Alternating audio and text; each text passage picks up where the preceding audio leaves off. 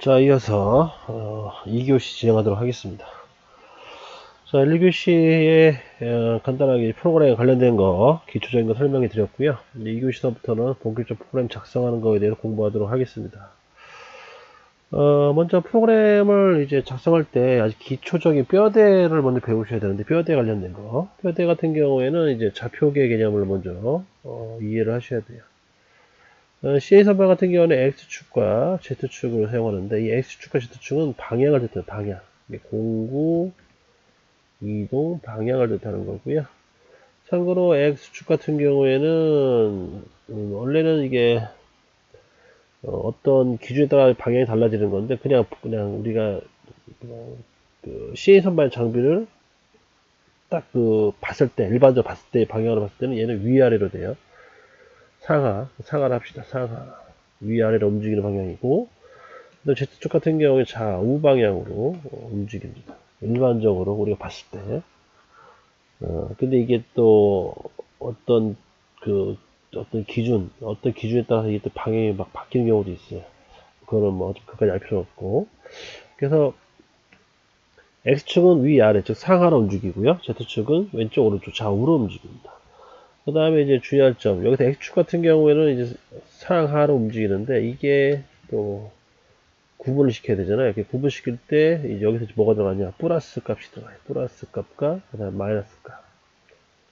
요거 이제 먹지 마시고, Z축도 마찬가지로 좌우로 갈 때 여기도 부으로 구분을 지킵니다. 왼쪽 갈 땐 마이너스, 오른쪽 갈 땐 플러스, 이렇게도 가고. 그러면 이게 어디까지는 플러스고 어디까지는 마이너스 바뀌냐, 또 그걸 또 아셔야 되잖아요. 그죠?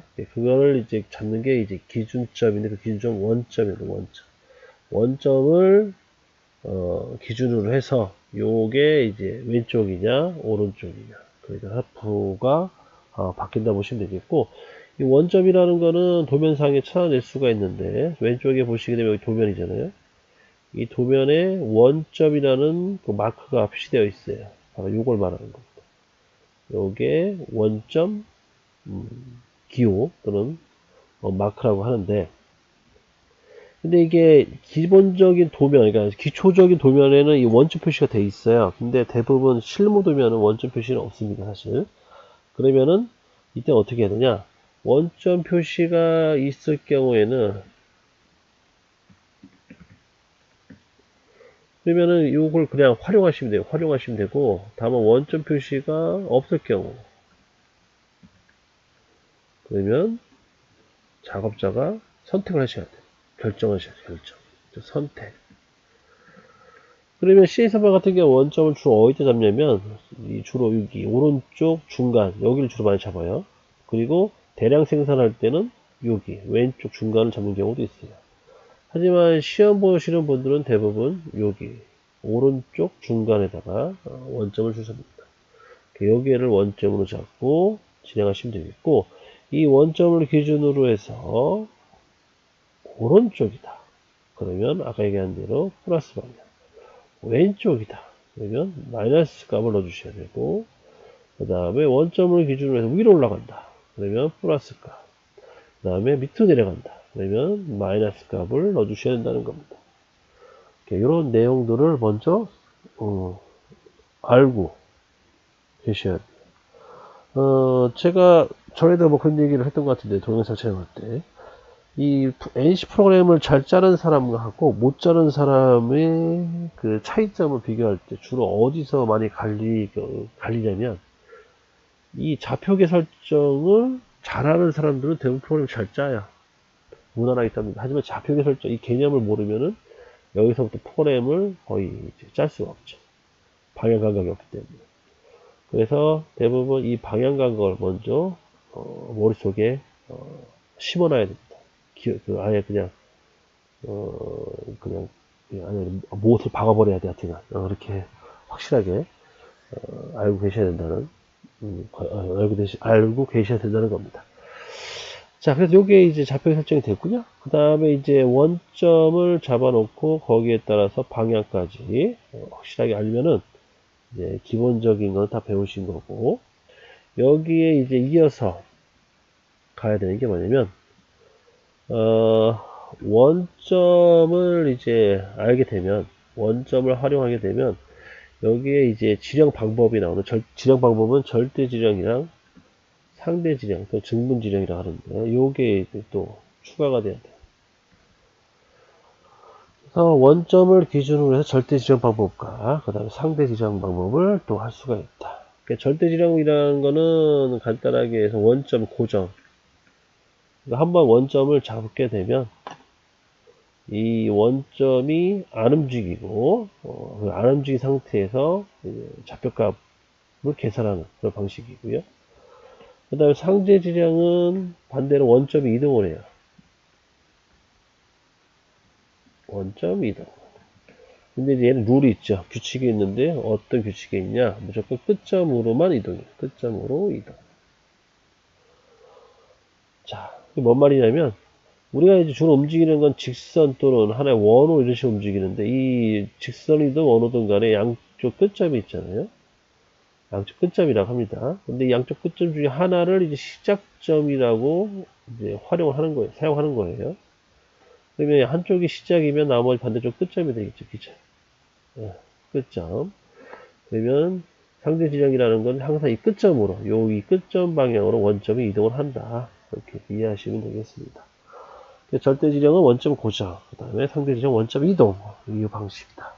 그러면은, 프로그램 짤 때는 어떤 지령 방법이 좋냐? 당연히 절대 지령 방법이 좋습니다. 헷갈리지 않기 때문에.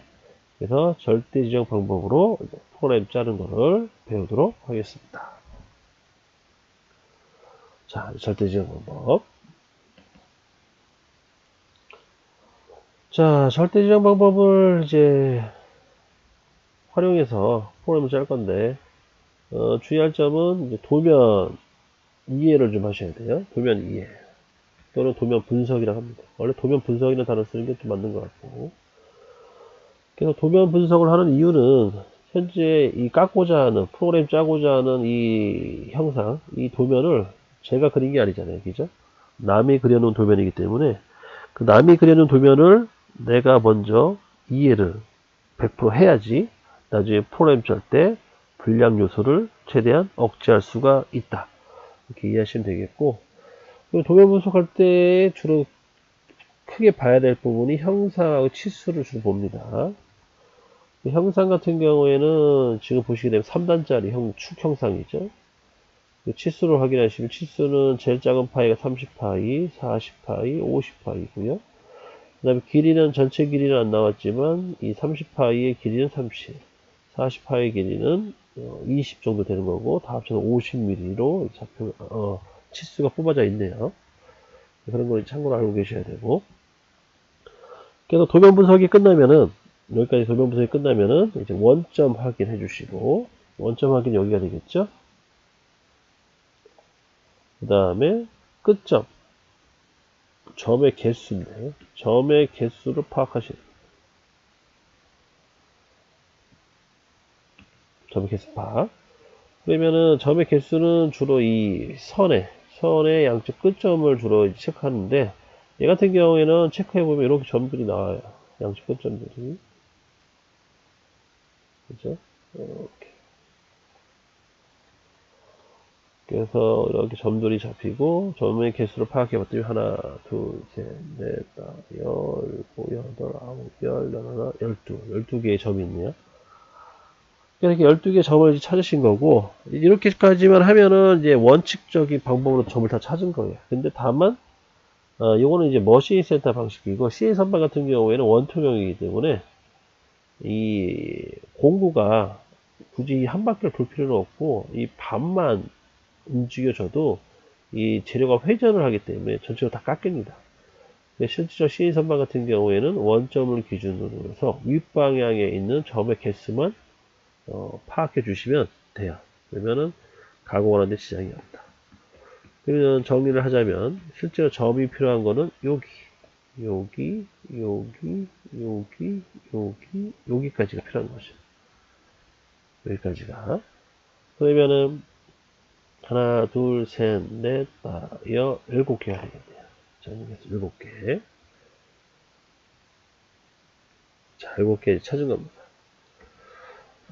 근데 이제 여기서 이제 한 단계 이제 또 이제 짚고 넘어가자면 이 점의 7개를 찾았지만 이 점의 7개를 다 프로그램으로 짤 거냐, 또 그거는 또 아니라는 거지. 한번 또 생각을 해봐야 되는데 이제 또 뭘 생각해야 되냐면 우리가 지금 프로그램을 현재 짜려고 하는 거지만 사실 프로그램을 작성하고 나서 이거를 가공을 하는 것까지 이제 또 감안을 또 해줘야 되거든요.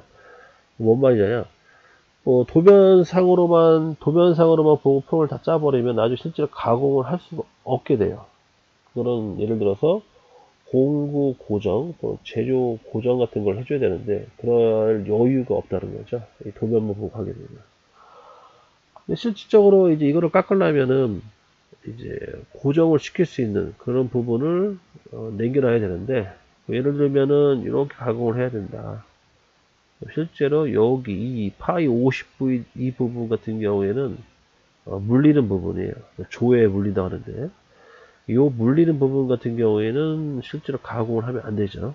가공을 하면은 나중에 재료만 깎는 게 아니라 척이라는 그 시해선반의 부품까지 다 깎아버리는 불량이 날 수 있는 그런 요인이 됩니다. 실제로 공구는 여기를 뺀 나머지 여기까지만 움직여줘야 되거든요. 그런 것까지 이제 감안을 해야 된다. 그러면은 거기까지 신경을 쓰게 되면 실제 점의 개수는 하나, 둘, 셋, 넷, 5개까지만 있으면 되는 거죠. 그런 것까지 생각을 하셔야 되거든요. 이런 게 이제 처음에 배우시는 분들이 어렵죠. 저도 설명하다 보면 이제 약간씩 좀 꼬이는 부분이긴 한데, 그러니까 도면에 있는 형상을 전체적으로 다 프로그램을 짜시면 안 된다. 이거를 나눠야 된다. 왜 나눠야 되냐? 물릴 부분, 고정시킬 부분도 필요하기 때문에. 요거 같은 경우는 재료 사이즈도 연관이 있고, 형상도 연관이 있고, 그래서 전체적으로 다양하게 이제 파악을 해야 되는데, 그러한 것들을 이제 여기서 뭐라고 표현하면 가공 공정 설계라고 합니다. 가공 공정 설계를 세워놓고 거기에 맞춰서 프로그램을 짜야 된다. 이해하시면 되겠고요. 그 다음에 점의 개수 5개를 파악하게 되면 이제 여기에 맞춰 좌표계 설정을 좌표계 값을 구하셔야 돼요. 이때 기준은 절대지형으로 구하셔야 된다. 자, 이제 여기까지. 자, 다음 시간에는 이제 요 내용을 가지고 좌표계 값 구하는 거에 대해서 공부하도록 하겠습니다. 2교시 여기까지 하겠습니다.